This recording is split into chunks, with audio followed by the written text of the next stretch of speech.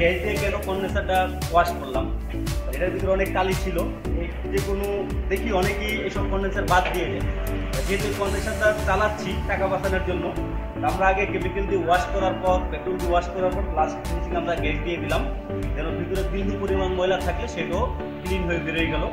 এখন একটা ফিল্টার লাগাই দেবো, ইনশাল্লাহ এই কন্ডেন্সার 100% চলবে এবং ঠান্ডাও খুব সুন্দর হবে। ধন্যবাদ সবাইকে, সবাই ভালো থাকবেন।